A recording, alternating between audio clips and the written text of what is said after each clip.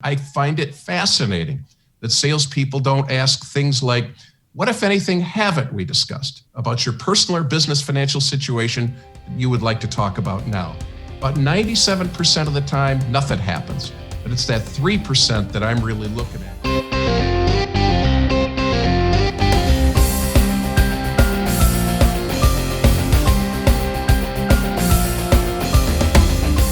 I first turned to Michael McIntyre, who has been my guest many times previously and always shares amazing content. Michael, you've been essentially selling virtually since March of 2020 when the pandemic hit.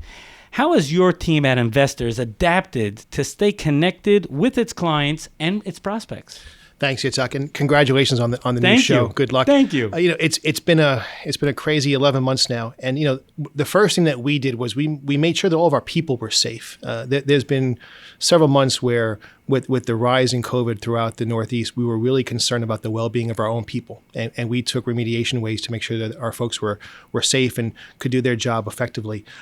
We also did constant check-ins with our customers, with our employees, to make sure that both were good. I mean, at the end of the day, making sure that our customers knew that we were there for them was really important. And when we called to check in, the way we outreach to them was really different. The days of going in person were pretty far, in between. We did a tremendous amount of Zoom meetings, telepresence meetings, phone calls, chat groups, just to make sure that our folks were good. We made sure that our people in the bank had the proper technological tools to stay relevant and in the minds of their customers, whether it be to help them with their PPP loan, to make sure that they were getting what they needed, to help them accept payments digitally, to help them open up accounts digitally, obtain credit in digital ways. We adapted pretty quickly. We migrated away from the branch, and this still happens in some cases because of just the COVID. And we've found new ways to do more appointment-only meetings. We found new ways to do meetings using the technologies which I described a few minutes ago. And we also realized that our customers' questions are no longer the same ones pre-COVID. And a lot of the responses that we've had to give have been on the fly, whether it be with PPP or with forgiveness or how to obtain credit or how to open up new accounts. And what became very clear was much less reliance on brick and mortar. However, really important for those appointment-only customers, but also a sea change in the embrace of technology in terms of delivering the value that the customers expect from us. Is it okay if I give a shout out to my relationship manager at Investors Bank? Sure, please do. Louis Kravitz. One of the best. One of the best. He reached out probably once a month. How you doing? Has everything? Anything I could assist you with? He just calls. Yeah. I now turn to Jack Hubbard. Jack, we're talking about now virtual selling. Can you tell us the 5 C's of relationship development? Well, thanks, Yitzchok. And again, congratulations on Thank WOR. Thank you, Jack. It's really, really exciting for you. And we're thrilled and honored to be your first guests here. And thanks to Mike for having us on as well. Quick story. Yeah. People remember 82% of what you tell them in a story and 5% of statistics. We spend a lot of time with bankers, so we talk about a lot of numbers, but a real quick story. We started this little science project in 2000 in our home. We're a home-based business. So from a virtual perspective, this hasn't been a big deal for us. So my wife was out buying groceries and went to a bookstore and picked up this book called The Trusted Advisor from a New Jersey native named Charles Green. And it was a really eye-opening experience for me. I've trained about 70,000 bankers. Wow. And, words really, really matter. And when I read that book, I thought, our company is going to be different than every other sales training company. We're not going to talk about cross-selling. We're going to talk about cross-solving. And we're not going to talk about closing business. I don't like closing doors. I like opening doors. So we're going to talk about commitment. And in banking and a lot of other industries, we talk about sales cultures. And I think many times that makes the customer a victim. What we're going to talk about is performance cultures. And as we got talking about this, having been a banker since 1973, the bankers have what's called the 5 C's of credit. When someone applies for a loan, there are 5 C's that bankers look at. So I thought, well, why not turn it into the 5 C's of trust-based selling? And here they are, real simple. Ready. Conversations, the most important thing we all have as salespeople, really important. Curiosity. We always want to leave the buyer wanting more. Here's a statistic, a very sad one. In 2019, only 17% of bankers got into call number 2 after call number 1. We need to do a better job of that. The third one is a collaboration. Working together works. And that means working inside the bank and working with your partners. The fourth one is customization, your ability to target and focus your energies on that particular buyer, that investors bank buyer that is really important to us. And the last one is connectivity. I think we've done a better job as bankers, but not a great job of trying to use LinkedIn as a powerful tool. And I don't know a better bank than Investors Bank, and under Mike McIntyre's leadership, that has done a better job around LinkedIn. So those are the 5 C's. That's special. You've trained 70,000 people in the financial industry? Very old, Yitzchok. Wow, Very old, you don't man. look it. Hey, man, a lot of people are going to be watching this on the YouTube channel. I mean, now the people are listening, by on the broadcast. But hey, this is going up on YouTube. Well, Yitzchok, it's interesting. I just celebrated recently my 71st birthday. And one of the things that I find really important, and you do, and Mike, and Adam, even at his age, if you can come down to the office every morning and have an excitement about what you do, you'll never age a day in your life. So true. So true. Jack, with that, I got to come back with another question here to you. Sure. What are some of the other general philosophies at St. Meyer and Hubbard that revolve around selling and training bankers, specifically as it relates to having better conversations? You touched on it before, but maybe you can even elaborate on that. Well, I get an interesting question at the beginning of every year. I get a lot of calls from our clients, and they'll say, should we go for loans this year, or should we focus on deposits? And I always say, focus on the problem. If you can help people solve their problems, they'll bring you money in bushel baskets. So from a philosophies perspective, a couple of things real fast. We believe it's really important to understand that buyers have answers and bankers have questions. And when bankers ask really good questions, they're going to uncover all kinds of opportunities. I was a radio and TV sports play-by-play announcer, and one of my college professors told me, if you can ask really good questions in an interview, you'll always want people to be interviewed by you. So bankers need better questions. I guess the second thing is, and it was said by Dwight Eisenhower, Benjamin Franklin, and others, failing to plan means planning to fail. I got to compliment you and Mikhail and others who have prepared us so well for this interview today. It's such a fun thing to do, knowing that we're ready to do this interview. That's the second thing. The third thing is, what you know about your client makes what you know about your product valuable. We need to use better tools. LinkedIn, there's a tool called Vertical IQ in banking, Rel Pro. If bankers will use those tools, they'll learn much more about their client. And a couple more things. I don't believe in relationship managers any longer. I believe that's a passive approach. Resource managers, being a resource, being a go-to salesperson, a go-to banker is really important. And the last thing is really critical. It's not about the training. We always have to remember, it's about after the training that makes a difference. Last year, 92% of the $4 billion spent in America in sales training went to waste because nothing changed after the training. Coaching and leadership, Yitzchok, those are the keys to success. It's a simple philosophy that we live by, but it's worked for us for over 20 years. And before I go to Adam, I have to, again, thank Mike McIntyre for introducing me. He told me already a couple of months ago, I got to introduce you to this guy, Jack Hubbard. You're going to love him as a guest. And by the way, now I got to get my ratings up, now that I'm a 710. So when I left, I was at number 3, and now I got to get my ratings back up. So this certainly is going to help me. Thank you, Jack. You bet. We now turn to Adam, who's the Director of Marketing at St. Meyer and Hubbard. Adam, last year, over at the company, you spent 7 months developing an approach to remote selling. Can you give us some, special, considerations about working from home from a technical perspective? Sure. Now, what we do, we work with financial institutions, banks, and credit unions. Not all of them are as, I'll say, wise as Mike and his team at Investors in investing in technology with their team. And what we found last March was some bankers did not even have laptops. So when they had to work from home, it was a complete change for the institution. They needed to get the technology to their bankers to be able to do that. What I would like to focus on is some of the higher end technical items that you need. Webcams. Most laptops now, they come with webcams built in, and they're fine. But they don't offer you a ton of flexibility. One of the things we look at is purchasing a USB or external webcam.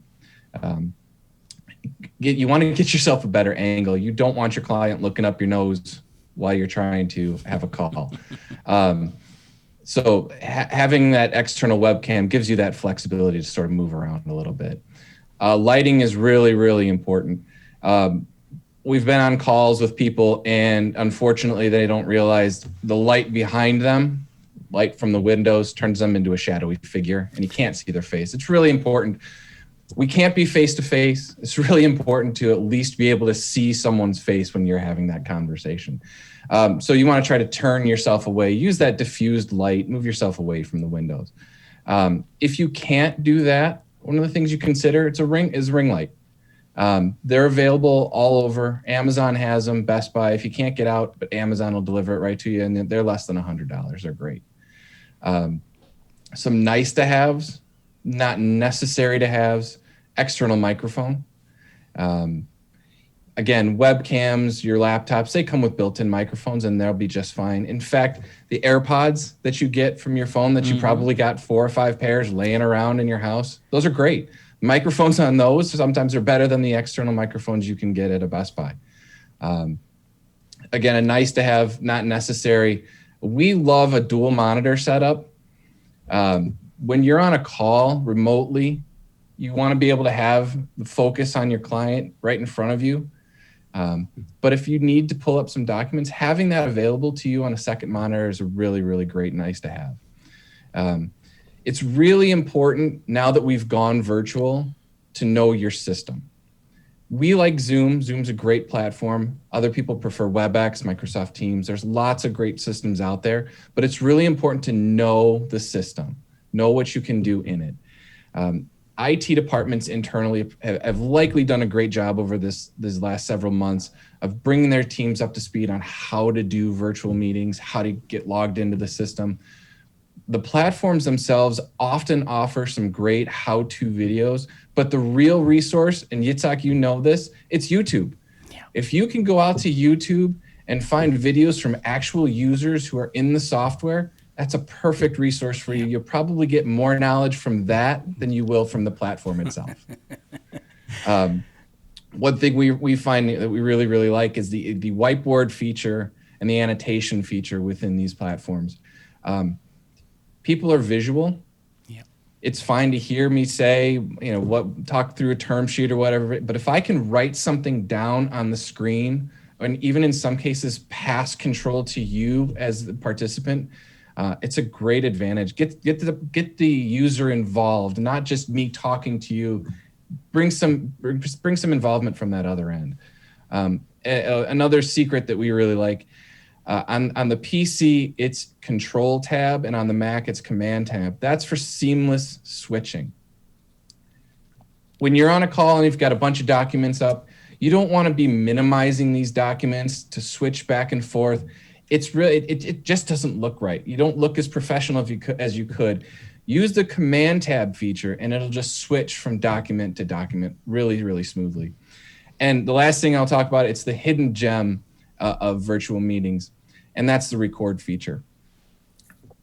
When we were doing face-to-face calls, managers couldn't be on every single call with their bankers. Right.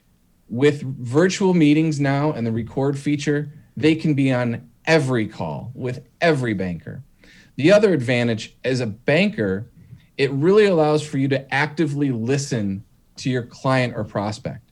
because I might miss one or two small details on the call when I'm talking to you directly. But if I can go back and listen to that recording after we're done, I can really pick up on some of those really fine details that I may have missed just during the conversation. Mike, if I can get in one more question based on everything that Adam said, how is the bank and investors, how have they embraced technology, especially so quickly? Similar story that Adam just shared. We had to deploy literally dozens and dozens of laptops to our frontline sales folks and our branch staff in a very short period of time. And our technology team did a tremendous job. And like I alluded to a few minutes ago, we became a digitally led bank overnight. We became a bank that led with remote deposit capture for every customer. If you didn't have it, you picked up that tool pretty quickly because the days of going into the branch were pretty limited. Every customer had the mobile check deposit on their phone on the consumer side.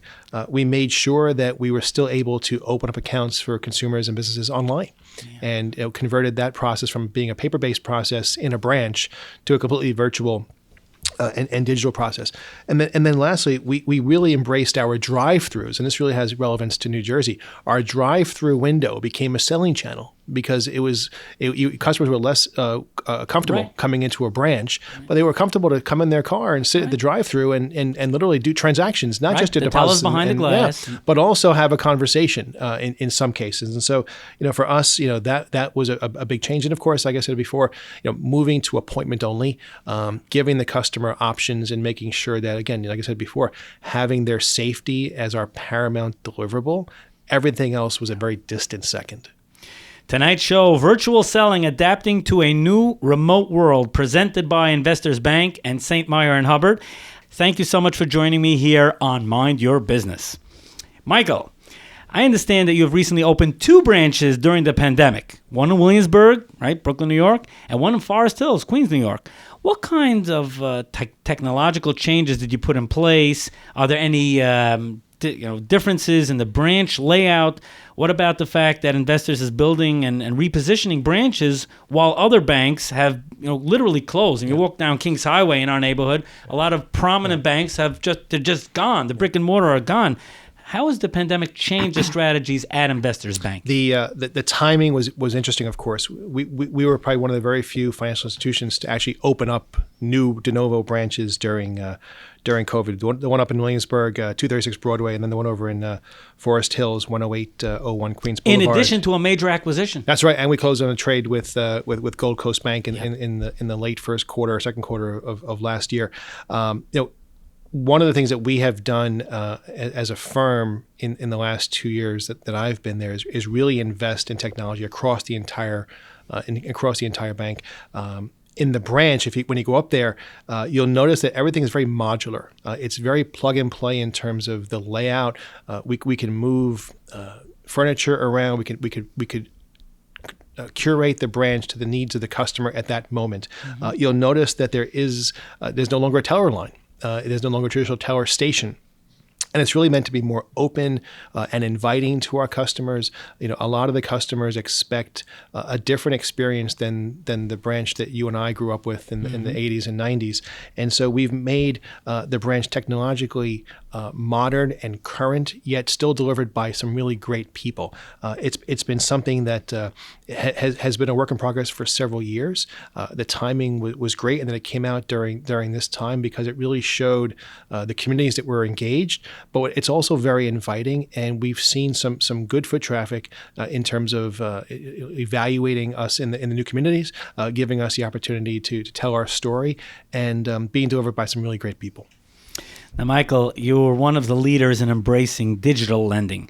How has COVID-19 changed the way that Investors Bank lends? Yeah. So in the small business space, which again is the vast majority of what we do digitally, we have continued to invest during COVID, throughout the COVID cycle, in our digital lending platform. In fact, in the fourth quarter of last year, we expanded our digital lending footprint to accommodate larger credit requests. We recognized that we had to make some changes throughout 2020 to make sure that we managed our risk properly.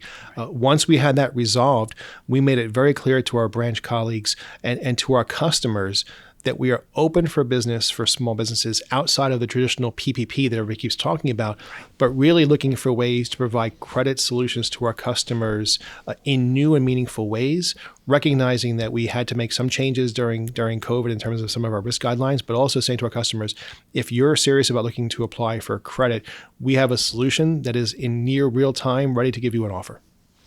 I now turn to Jack. Jack from St. Meyer and Hubbard. You offer training courses. Again, earlier in the show, you said that you've trained over 70,000 individuals. Wow. Can you tell us, from a virtual selling perspective, what are some considerations around teaching people to, on how to sell from home? Well, I get this question a lot, Yitzchok, and I lead a webinar usually about once a week on this topic because banks are still trying to figure this out. And I jump on one thing that Mike talked about, and that is that, here we are, hands and feet into the second round of PPP. And I think too often what happens is that banks allow PPP to peter out, if you will. In other words, a bank customer, a new customer to the bank will come and get a PPP loan, have a corresponding deposit account, and before you know it, that money is all gone and the customers left the bank. And I think one of the things that Mike under his leadership and Bill Brown under his leadership with Investors Bank has really focused on the buyer and not just the product. In other words, the product is certainly important to the buyer, but the bank will focus in on that buyer and make sure that after the PPP loan is closed, there's some cross-solving, how you doing, and making that customer a deep and wide partner for life, not just a short-term situation. But from a training perspective, there are a number of things that we're seeing that we think not only bankers, but all salespeople should be doing as they continue to sell from home. And you can sell from home and you can close business from home. But it really all starts with those 5 C's. And the first one is customizing the invitation. Adam mentioned that regardless of the software, you can do a lot of things around tailoring that invitation. So when you send the invitation, instead of just sending a Jack Hubbard's virtual meeting or Jack Hubbard's Zoom meeting, customize that meeting. George Costanza's Vandelay Industries conversation, something along those lines to make it focused on the buyer so that when they receive that information, it's not just a generic information piece. The second thing is, and I mentioned this company Vertical IQ, send something of value in the invitation, not just a click on the Zoom meeting and open the Zoom meeting, but sending something of value, economic updates, a value add, an article about their industry.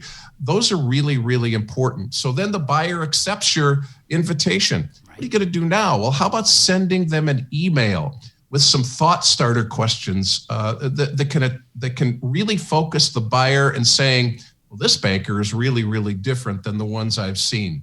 Then when the buyer comes on the screen, so the meeting starts, what about the communication style of the buyer? Are they kind of Yitzchok, who is real upbeat? Are they Bill Brown, who's maybe more bottom line? And if I'm observant as a salesperson, I can sort of pick that out. And so when I'm asking really good questions and building trust, I can focus on how the buyer likes to give and receive information. Questions are really key here. What we teach are a number of different kinds of things. We teach BNG. It's real simple. Where's the company been? Where is it now? And where is it going? Amazing. If it's a first call with a buyer, I want to do the first call 6. Who are the decision makers in the process? What's your time frame? What's your criteria for buying? Who's my competition? What kind of political issues might come up? And what about trusted advisors and how do I earn that status? Questions along those lines. There's a great book called Insight Selling, written by a guy named Mike Schultz, a good friend of mine from a company called Rain Group. And Mike talked about the importance of adding insights to your questions. So all those are really critical. And then the last question is the 97% question. I find it fascinating that salespeople don't ask things like, what, if anything, haven't we discussed about your personal or business financial situation that you would like to talk about now? About 97% of the time, nothing happens. but it's that 3% that I'm really looking at, Yitzchok. Now, here's the question. How do I not keep looking down at my paper? How do I keep looking at the camera? How do I stay focused on the buyer? Well, the way you do that is through what we call turkey feathering. By putting these questions and little bullet points around your computer screen, not covering up the camera, you can focus in on little words and phrases and statements that will allow you to stay focused on the buyer through the camera and not continuing to look down at your screen. Adam talked about recording the call. We believe in note bites. Note bites are really simple. It's not taking full sentences, and maybe you don't even lose contact with the camera. Maybe you just kind of work over here on your left side because I'm left-handed and I'm writing notes about what Mike's saying and I might want to follow up with another question. So it's not full sentences, it's note bites. And what do we do at the end of the call? Well, here's what I find. A lot of people don't ask for another date, or they don't ask to get married at the end of the sales process. What I always say is, don't go without the mo. Whether you're face-to-face or it's a remote call, don't leave without trying to get a second appointment. Don't leave without momentum. In the NBA, no NBA team would call timeout on themselves if they're on a 12-0 run. The other team would. Don't call timeout on yourself. Don't go without the mo. And then the last thing I'll say to you, Yitzchok, is follow-up letters are so boring and dull. Nobody likes to write them. Nobody likes to receive them. So what we suggest is you take the recording that Adam mentioned before, go back through it and design what we call a conversation recap, which is simply a quick recap of the call, not focused on the bank, not focused on your products, but focused instead on the buyer. Now, if you think about it, these are all things that you could do in a face-to-face call, but they can be really effective as well on a virtual conversation. For those viewing us on YouTube, if you subscribe, you would be notified of every single great guest that we have, just like Adam tonight. Just subscribe here on 710 WOR Mind Your Business, and you'll automatically be notified to every single show that we have and when we post it. Adam, you gave us a great summary before of the technical side of working from home. Can you tell us about the human side? You know, what resources are still needed to work from home and still, hey, you know, we're human. You got to connect with the other person as an individual. What are your tips on that? Yeah, it's very true. You know, from a client and a prospect side, now, especially now that everything has moved away from security of a branch or an office, privacy is really important. It's likely that, you know, if you have a spouse working from home with you, you've got documents spread across tables or desks. You want to make sure that your client or prospect understands that their privacy is key to you as well. That's especially important when you're on a virtual call. If you're like me, you've got a file folder with all of your documents kind of stacked up behind you. It would be really embarrassing if you're on the call with a client or a prospect and a competitor's term sheet is sitting right behind you. You want to make sure that you remove some of those things from view of your camera. That's really important. Another thing, and we've had this happen, we've had some clients tell us some horror stories about this. Pop-ups are great. It's really important to know when your next meeting is. You don't want to miss it. But it would be really bad, again, to have a competitor's name pop up on your screen during a meeting. So you want to make sure that you're closing things like that. To me, one of the key things that we don't often think about, you need to know yourself. Jack is, if Jack's up at 3 a.m, he's slept in. For me, I'm usually going to bed at 3 a.m. He's an early riser. He likes to get things done, get up and get going in the morning. I do better as the afternoon goes on. It's important to know yourself and know when you're going to be at your best on a meeting, not just for yourself, but for your client or your prospect. From a family side, I mentioned 2 working spouses. It's likely you went from 2 working families, now you're 2 work from home families. And if you have kids, you're now 2 work from home and you're schooling from home. It's important to really try to be considerate of everyone else around you. Know when your spouse might have a meeting. Try to work some calendar stuff. You want to make sure that you take advantage of the Wi-Fi as best you can. My wife and I have worked from home together for 8 years, and that has challenges of its own. Now we have 2 kids at home who are doing online schooling. That's really cut down on our bandwidth. So when you can, try to balance that a little bit. Another thing that you need to think about, you got to stop worrying about what your house looks like. Jack's got a great background. His bookshelf is stacked full of sales books. Mine's a little more plain, but that's the space that I have to work with. We don't need to be concerned so much about what we're seeing in our backgrounds. You got to just find the space that works best for you. If you're working out of your kitchen, that's great. Just try to declutter it a little bit. Maybe don't have the dirty dishes sitting on your counter. If you're working out of a playroom, that's fine. Put some of the toys away before you jump on that call. I'm sure a lot of us remember the BBC interview from a few years ago where the gentleman was on the call and his daughter came in the room and the wife comes running in after her. And we all thought, oh gosh, that's so embarrassing. Here's the reality. I have 2 dogs. It's a miracle that neither of them has barked on this call yet. The small one thinks she runs our neighborhood. She's 4 pounds and is the size of a rabbit. The other one, she hears us on a call and she thinks she's part of the team. She usually jumps up on my lap. We're all dealing with the same thing now. Everybody's at home. Our teachers are at home. Our bankers are at home. Our prospects are at home. Our clients are at home. It's okay. Stop worrying so much. Make the best use of your space that you can. We all deal with it. It's okay. My guest this evening, Michael McIntyre, Director of Business and Government Banking at Investors Bank, Jack Hubbard, CEO at St. Meyer and Hubbard, and Adam Hubbard, Director of Marketing at St. Meyer and Hubbard. Thank you so much for joining me here on Mind Your Business. I turn to Mike. Mike, you are charged with driving new business at Investors. How have you managed your people differently? How have the skills that you look at in hiring a new banker changed? And finally, let's talk about the so important topic, training.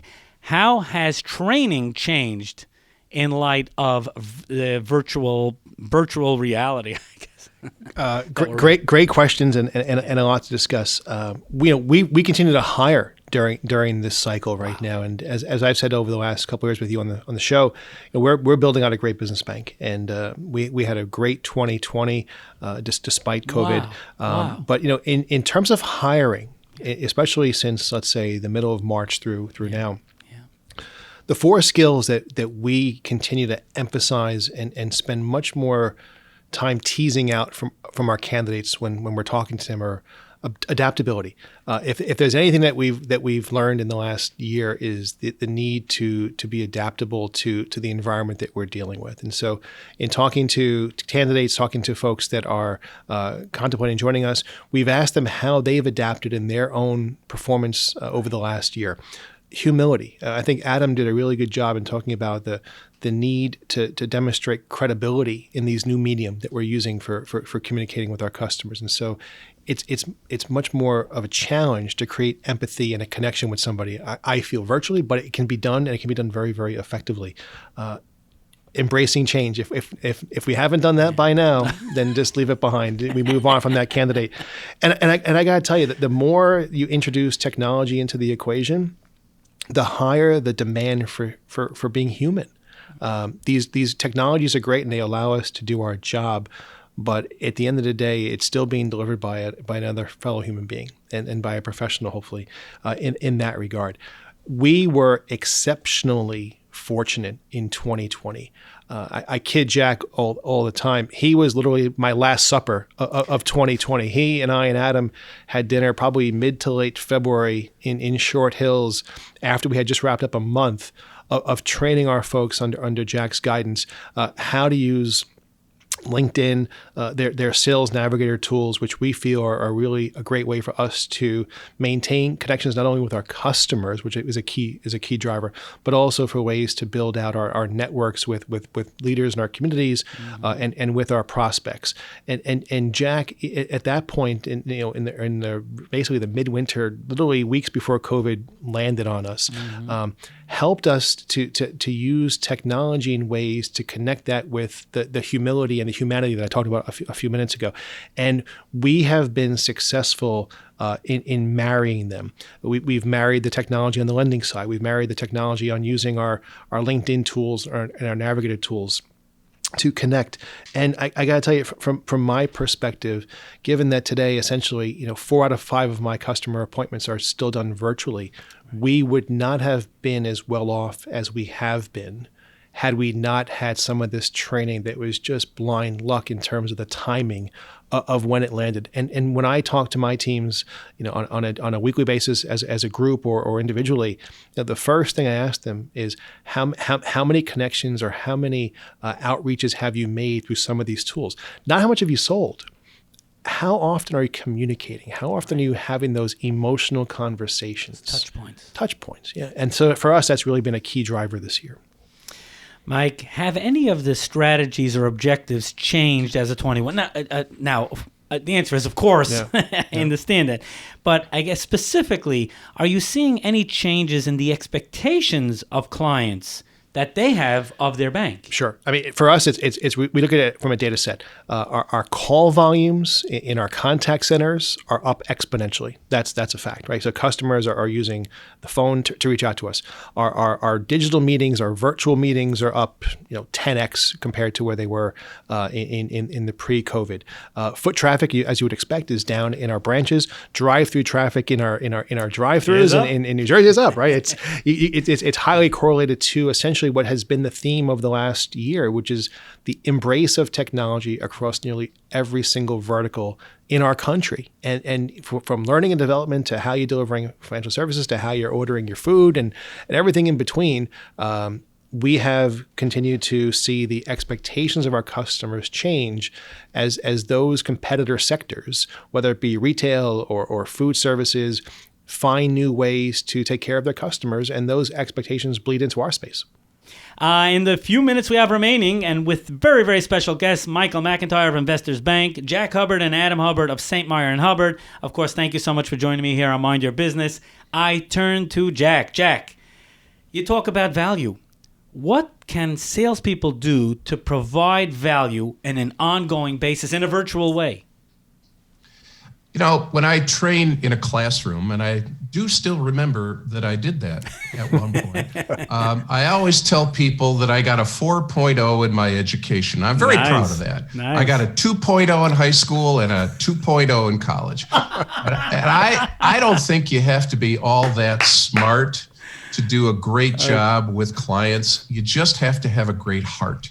And so when I talk about value, I like to talk about it in terms of practicality. So let's just think practically. Sure. First, what are you going to do on LinkedIn? Send a message, send a video message, really important. Second, if you've got connections on LinkedIn, don't do CAFS, C-A-F-S, connect and forget syndrome. Make sure you're touching base with those first level connections all the time. And one other thing I'll mention, we've got a bank that does something called 3 before 8. 3 before 8 is really simple.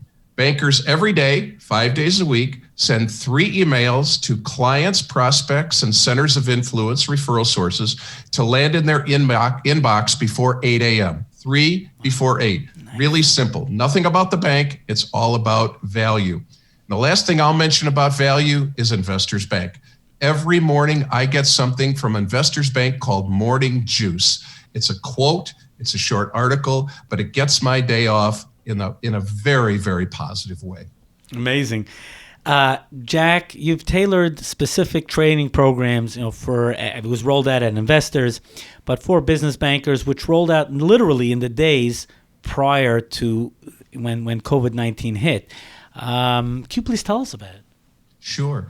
That's one of the things that we're so proud of. We have 35 different kinds of playbooks, and we want to work with the client like all salespeople do. And what Mike was really needing was to help his bankers and his advisory board members to kind of come together and refer business to each other. And so we were able to put together with a great lady named Bryn Tillman, and I got to give a shout out to her. She is about the best LinkedIn trainer I've ever seen, and we're so proud to be associated with her. So we were able to tailor a class for Mike, his bankers, and the advisory board. And Mike, as you mentioned before, it really worked. It was our privilege to do the training, Mike, but I got to tell you, you're the one that executed the process from a leadership well, Jack, perspective. I got to tell you, I mean, hindsight is 2020, and just for everybody's benefit, Jack is probably one of the most humble people you're going to meet here in our fine country, and it is a fine country. It took us 5 months to get on Jack's calendar. This whole process started in September of 19. And it literally took 5 months to get Jack's availability out there.